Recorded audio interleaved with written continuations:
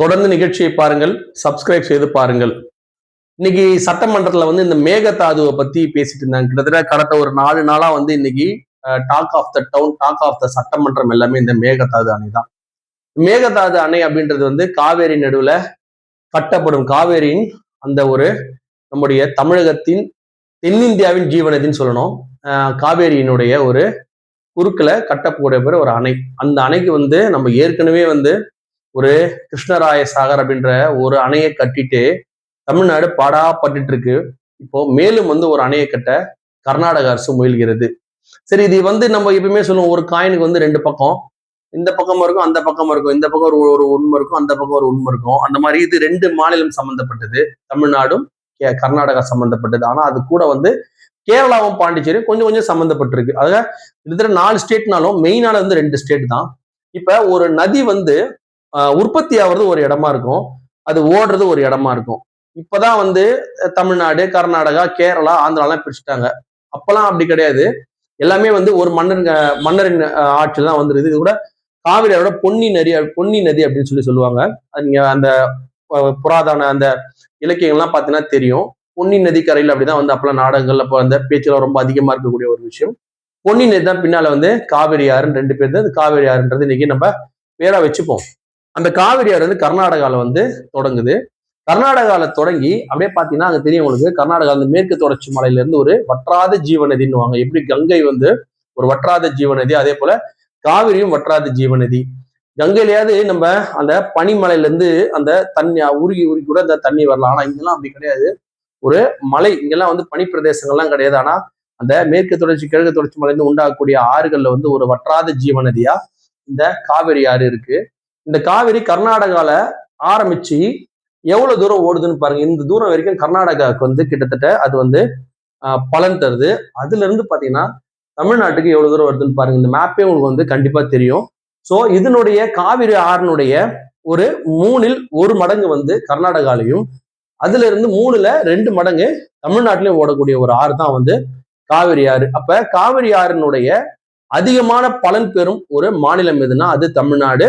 அது இப்ப நம்ம மொழி வழி மாநிலமா பிரிக்கிறதா இல்லைன்னா இது எல்லாமே ஒரே தென் மாவட்டம், தென் மாநிலமா தான் இருந்திருக்கும். பட் மதராஸ் மாகாணம் தான் எல்லாமே இருந்தது. அது தமிழ்நாடு, ஆந்திரான்னு பிரிஞ்சு வருமா தனித்தனியா ஒரு சீஃப் மினிஸ்டர் வந்தாலே பிரச்சனை தான். அதே மாதிரி ஒரு பிரச்சனை. அந்த பிரச்சனை இப்ப நம்ம எப்படி சால்வ் பண்ண போறாங்களா அப்படின்றத நம்ம தெரிஞ்சுக்க முடியும். முதல்ல இந்த விஷயத்த நம்ம ரொம்ப தெளிவா தெரிஞ்சுக்க வேண்டிய அவசியம் இருக்கு. சோ அங்க இருந்து தலைக்காவிரில ஆரம்பித்த இந்த காவிரி ஆறு அப்படியே இந்த இடத்துல பாத்தீங்க அப்படின்னா ஒரு மைசூர் மற்றும் நம்ம பெங்களூர் 2த்துக்குமே பாத்தீங்கன்னா இந்த காவிரி ஆறுல இருந்து வர தண்ணியை குடித்த நீருக்காகவும் விவசாயத்துக்காக உபயோகிக்கிறாங்க. அதுக்குதான் நம்ம அதை பண்றது. ஆறு அதுதான் யூஸ் ஆக போகுது. ஸோ அது எதுவும் தப்பு கிடையாது. இங்க பாத்தீங்கன்னா தெரியும், டெலிவர்ஸ் அபவுட் 740 டிஎம்சி தண்ணீர் மொத்தம். அதாவது இது எப்படின்னு கேட்டீங்கன்னா, நார்மல் டைம்ல நீங்க வெள்ளம்லாம் வந்தா எக்கச்சக்க டிஎம்சி தண்ணி வரும், அதுல எந்த மாற்றம் கிடையாது. ஆனா ஒரு நார்மலா ஒரு எப்பயுமே ஒரு சராசரியா சொல்லுவாங்க இல்லையா, இந்த வருஷம் ஒரு சராசரியா நம்முடைய அந்த ட்ரிபியூனல் போர்டு இருக்கு இல்லையா, நம்ம மத்திய அந்த 2 காவிரி நடுவர்மன்ற குழு இருக்கு இல்லையா, அவங்க என்ன சொல்றாங்கன்னா, சாதாரணமான நேரத்துல 740 டிஎம்சி தண்ணீர் காவிரி ஆறுல இருந்து வரும். அதுல கிட்டத்தட்ட பாத்தீங்க அப்படின்னா அங்க based on the supreme court approval allocation official decided and flow from Karnataka into 192 TMC தண்ணி கண்டிப்பா தமிழ்நாட்டுக்கு வந்துடும் அப்படின்ற மாதிரி சொல்றாங்க. The average annual surface water resource approximately 21,358 MCM water இந்த இதுல இருந்து காவேரில இருந்து வரும்னு சொல்றாங்க. இதுல நம்ம பார்க்க வேண்டியது மொத்தம் நம்ம தெரிஞ்சுக்க வேண்டிய முக்கியமான விஷயம் என்ன அப்படின்னா, கிட்டத்தட்ட 740 டிஎம்சி தண்ணி பிரிக்க வேண்டிய கட்டாயம் கோர்ட் நம்ம தமிழ்நாட்டுக்கும் 4 மாநிலத்துக்கும் பிரிச்சு தராங்க. அதுல எப்படின்னு பாத்தீங்கன்னா, கர்நாடகாவுக்கு 770 டிஎம்சி தண்ணி. ஏன்னா அதனுடைய நிலப்பரப்பு, கர்நாடக மாநிலம் காவிரி ஆறுல எவ்வளவு நிலப்பரப்பு வருதோ அந்த சைஸுக்கு ஏற்ற மாதிரி அந்த மாநிலத்துக்கு 270 டிஎம்சி தண்ணியும், தமிழ்நாட்டுக்கு 404.25 டிஎம்சி தண்ணியும் தமிழ்நாட்டுக்கும், 30 டிஎம்சி கேரளாக்கும், புதுச்சேரிக்கு 7 டிஎம்சி தண்ணியும் தரணும் அப்படின்னு சொல்லிட்டு கோர்ட்ல தீர்மானம் போடுறாங்க. கோர்ட்ல முடிவு தீர்ப்பளிக்கிறாங்க. அதாவது 740 டிஎம்சி தண்ணி கண்டிப்பா வரும். அதுல இதை நீங்க பிரிச்சு கொடுத்தாகணும். இதே அந்த ப்ரொபோர்ஷன்ல அதிகமா வரணும், குறைஞ்சு வந்தா குறைச்சு கொடுக்கணும் அப்படின்ற மாதிரி தீர்ப்பு சொல்லிடுறாங்க. இன்னும் 15 வருஷத்துக்கு கோர்ட்டு பக்கமே வராதிங்கன்னு சொல்லிட்டு முடிவெடுத்து அமுச்சு விட்டுறாங்க. இப்போ அடுத்தது பாத்தீங்கன்னு சொன்னா, இந்த டேம்ல வர தண்ணி என்ன டேம் வந்து ஃபர்ஸ்ட் வந்து அந்த காவிரி ஆற்று குறுக்குல வந்து என்னென்ன டேம் வந்து இருக்கு அப்படின்றது ரொம்ப முக்கியமான விஷயம். கிட்டத்தட்ட எத்தனையோ 1000 ஆண்டுகள் பழமையான அந்த காவிரி ஆறுல வந்து மொத்தம் 3 டேம் கட்டப்பட்டிருக்கு. அதுல கிருஷ்ணராய சாகர் டேம் அப்படின்றது வந்து கட்டிக்கிறாங்க 1924 கட்டியிருக்கிறாங்க. அந்த இது வந்து KRS அப்படின்ற டேம் பேர் சொல்லுவாங்க. கிருஷ்ணராய சாகரா அப்படின்ற அந்த அணையை வந்து 1924 சுதந்திரத்துக்கு முன்னாடி கட்டுறாங்க. அந்த மைசூர் அப்போ வந்து மைசூர் ரொம்ப ஃபேமஸ், பெங்களூர் பெரிய ஃபேமஸ் இல்ல, மைசூர் பெரிய ஃபேமஸ். அந்த மைசூர் மக்களுக்கு வந்து குடித நீர் வேணும், மேலும் வந்து அக்ரிகல்ச்சருக்கு வேணும் அப்படின்றது வந்து உருவாக்கப்பட்டதான் இந்த கிருஷ்ணராய சாகர் அணை. அப்ப எல்லாம் ஒருத்தி மாரி எதுவும் பிரச்சனை கிடையாது. அதுக்கப்புறம் என்ன பண்றாங்க, தமிழ்நாட்டுல ஒரு டேம் கட்டுறாங்க. அது வந்து மேட்டூர் டேம், ரொம்ப ஃபேமஸ் ஆனது மேட்டூர் டேம். இந்த மேட்டூர் 1934 அந்த டேம் கட்டினதுக்கு அப்புறமா இந்த டேம் கட்டுறாங்க. ஏன்னா இங்க இருக்கக்கூடிய மக்களுக்கு வந்து ஒரு தண்ணியை பிடிச்சி தரலாம் அப்படின்னு சொல்லிட்டு அங்க இருந்து அதுக்கு அடுத்த டிஸ்டன்ஸான மேட்டூர் டேம் கட்டுறாங்க. இதெல்லாம் விட 2000-3000 வருஷத்துக்கு முன்னாடியே, கிட்டத்தட்ட 1000-2000 வருஷத்துக்கு முன்னாடியே நம்முடைய தமிழர் திரு கரிகால சோழனால் கட்டப்பட்ட அந்த நம்முடைய செகண்ட் செஞ்சுரியிலே கட்டப்பட்ட சோழாக்கியன் கரிகாலன் அவர்களால் கட்டப்பட்ட கல்லணை அப்படின்றதுதான் உண்மையான காவிரியில கட்டப்பட்ட ஒரே அணை. முதல் அணை வந்து கல்லணை தான். அது வரைக்கும் தண்ணி ஃப்ளோ எப்பயுமே இருக்கும். ஏன்னா வந்து கிட்டத்தட்ட பாத்தீங்கன்னா கல்லணை ஏன் கட்டப்பட்டதுன்னா, அந்த காலத்துல வந்து மைசூரு அந்த இடத்துல வந்து யாரும் மக்கள் வந்து அவ்வளவு பெரிய மக்கள் இல்ல, 1000-1500 வருஷத்துக்கு முன்னாடி வந்து மக்கள் அன்னைக்குமே இருந்த இடம் என்ன, அந்த கல்லணை சுற்றி இருக்கக்கூடிய இந்த தஞ்சாவூர், திருச்சி, அதெல்லாம் தான் வந்து அப்போ வந்து நாடு. இதெல்லாம் மெட்ராஸோ இல்ல பெங்களூரோ மைசூர் இருந்தது. பட் அதெல்லாம் வந்து அவ்வளவு பாப்புலேட்டட் பீப்புள்ஸ் இருந்தது கிடையாது. விவசாயம் செய்யறதுல அங்க கிடையாது. விவசாயம் வந்து அன்னையில இருந்தே வந்து ஒரு பெரிய விஷயமா, பெரிய ஒரு விவசாயமா நடக்குது தஞ்சை டெல்டா மாவட்டம் தான். அந்த இடத்துக்கு தண்ணீர் வேணும்னு சொல்லிட்டு கிட்டத்தட்ட திரு கரிகால சோழன் வந்து 2வது கிட்டத்தட்ட எந்த செஞ்சுல செகண்ட் செஞ்சுரியிலே கட்டியிருக்கிறாரு. இன்று வரை வந்து கொஞ்சம் கூட வந்து டேமேஜ் ஆகாத ஒரு அணையை கட்டிக்கிறார். அந்த அணை தான் வந்து கல்லணை. அந்த அணை வந்து காவிரி ஆறுல வருது. அப்ப காவிரி ஆறுல மொத்தம் 3 மெயின் டேம் இருக்கு. KSR 1, மேட்டூர் 1, அப்புறம் வந்து KRS 1, மேட்டூர் 1, நம்ம கல்லணை 1. இது 3 தான் மெயின். இப்ப அது கூட அடிஷனலா 4வது வந்து மேகதாது அப்படின்ற ஒரு டேம் கட்ட முயற்சி பண்றாங்க. சரி, அதுக்குள்ள பாத்தீங்கன்னா அந்த காவிரி ஆறுல இருந்து பல கிளையாறுகள் ஓடுது. அந்த மாதிரி ஓடக்கூடிய கிளையாறுல கட்டப்பட்ட டேம் என்னன்னு பாத்தீங்கன்னா ஹேமாவதி டேம். அது வந்து அந்த ஹேமாவதி அதனுடைய துணை நதியான ஹேமாவதி நதிக்கரையில வந்து ஹேமாவதி டேமும், கபினி நதியின் குறுக்கே வந்து கபினி டேமும் வந்து கட்டிக்கிறாங்க. இது ரெண்டுமே வந்து கர்நாடக அரசுடைய டேம்.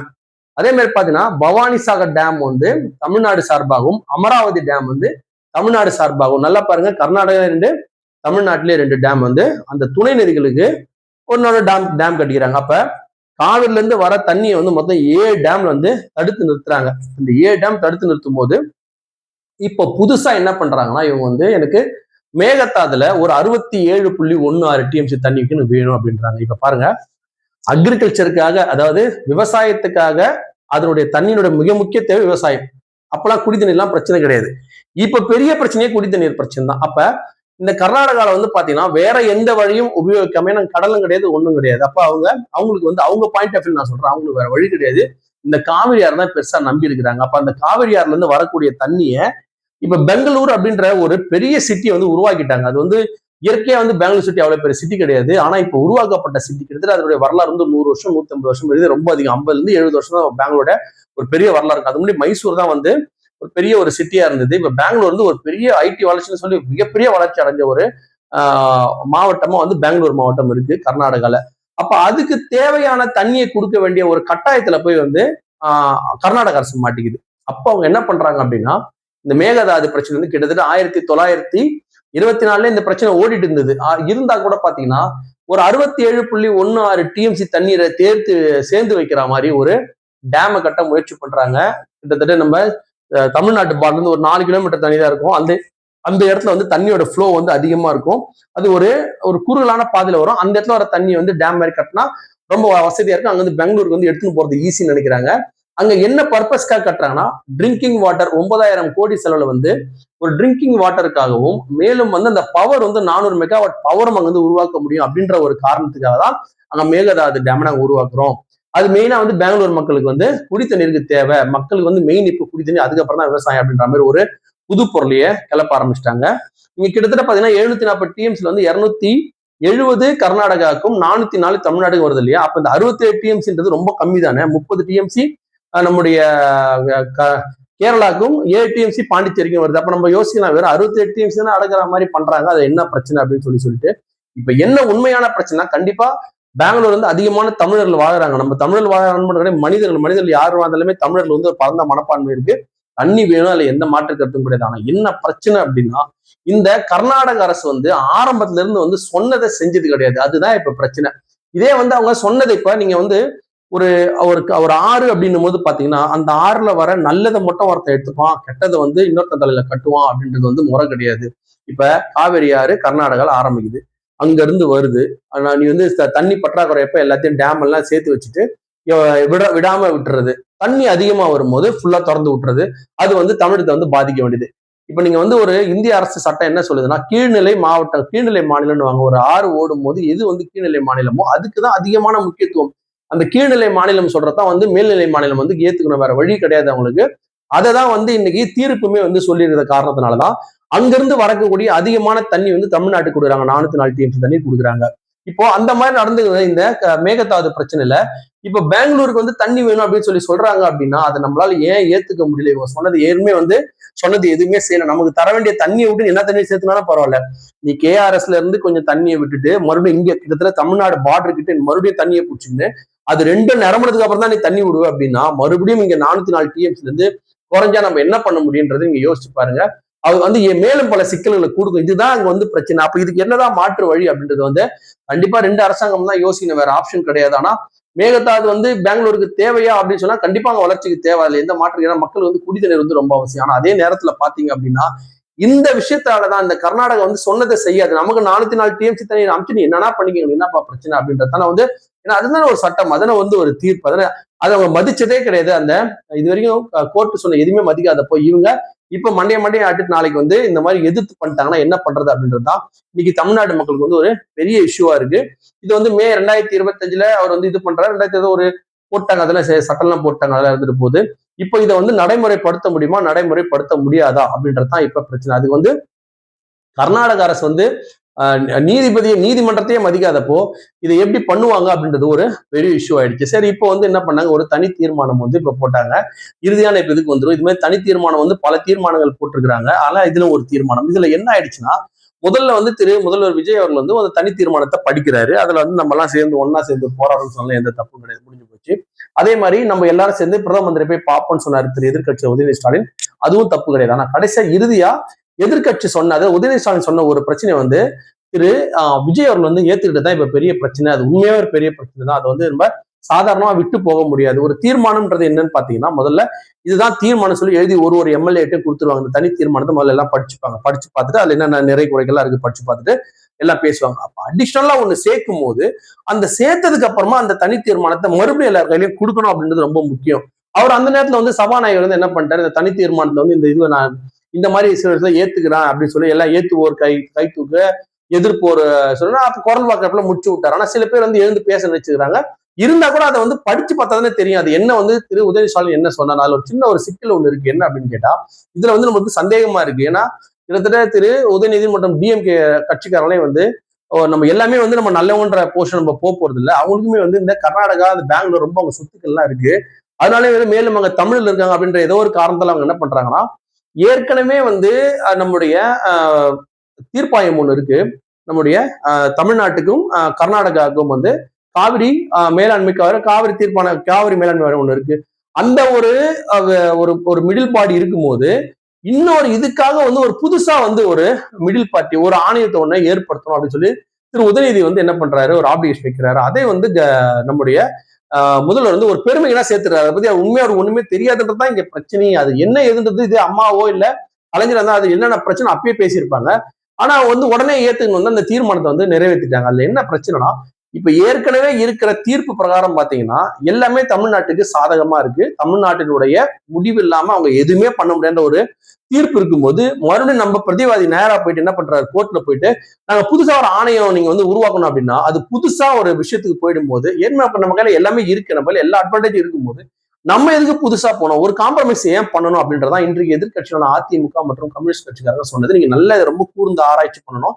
என்ன அப்படின்னா, இந்த ஆணையம் வந்து ஏற்கனவே ஒரு ஆணையம் செயல்படும் போது அந்த ஆறு சம்பந்தமான ஒரு ஆணையம் வந்து ஃபைனலைஸ் பண்ணியாச்சு. அவங்க சொல்றதா ரிசல்ட்னு சொல்லியாச்சு. அது கோர்ட் வந்து கைட்லைன்ஸும் கொடுத்தாச்சு. புதுசா டேம் கட்டினா கண்டிப்பா கீழ்மட்ட மாவட்டம் வந்து அந்த ஆறு போய் கடல்ல போய் சென்றடக்கூடிய அந்த தமிழ்நாடு மற்றும் பாண்டிச்சேரி, கேரளா போன்ற மத்த மாநிலங்கள் வந்து ஒப்புதல் இல்லாம பண்ண முடியாதுன்னு கிளீனா தீர்ப்பு இருக்கும் போது ஏன் வந்து புதுசா ஒரு பாடி வந்து கிரியேட் பண்ணும், ஏன் புதுசா வந்து ஒரு ஆணையத்தை கிரியேட் பண்ணும் அப்படின்றான் திரு எடப்பாடி பழனிசாமி வந்து காலையிலேயே ரொம்ப ஒரு பிரச்சனை பண்ணாரு.